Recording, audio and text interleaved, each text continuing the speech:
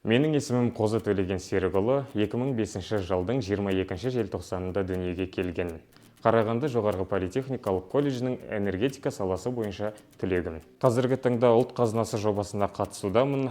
Ментор ретінде Дунай Еспаевты таңдадым. Себебі театрға деген қызығушылық. Өзім бала кезден театрға қызығам және де осы саланы таңдадым.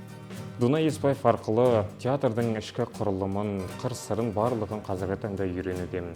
Дунай Еспаев арқылы біз театрға экскурсияға бардық. Ол мысалы Қарағанды қаласының музыкомедия театры және де Сәкен Сейфуллин драма театрына бардық. Ішкі құрылымын, актерлар қалай жұмыс жасайды, актерлардан тыс сахна сыртындағы адамдар қалай жұмыс жасайды, соның барлығын білдік, қыр-сырын үйрендік. Дунай Еспаевтан сабақ алудамын. Осындай жоба арқылы өзімнің қызығатын салам, яғни театр саласына өзіме кәсіби білім, тәжірибе жинаудамын. Қазіргі таңда бізде бір түп болмақшы драмасы бойынша дайындықтар өтуде, жақында желтоқсан айында премьера. Бізге де күннің көзі түсетіндей сәті келер. Мен қарапайым ауылдық жігітпін. Бұрын осындай жобаға қатысамын деп ешқашан ойлаған емеспін.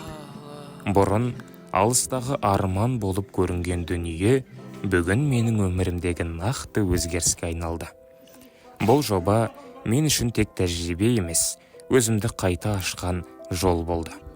Мұндағы әр күн мені өзгертті, көзқарасымды кеңейтті, сенімімді нығайтты және болашағыма басқаша қарауға мүмкіндік берді. Мен сіздерді 12-13 желтоқсан күні қойылатын бір түп алма ағаш атты театрлық қойылымға шақырам. Ол жерде мен де өнер көрсетем. Осы жобаға қатысқаныма өкінбеймін. Барлықтарыңызға кеңес берем. Осы жобаға үлкен рахмет.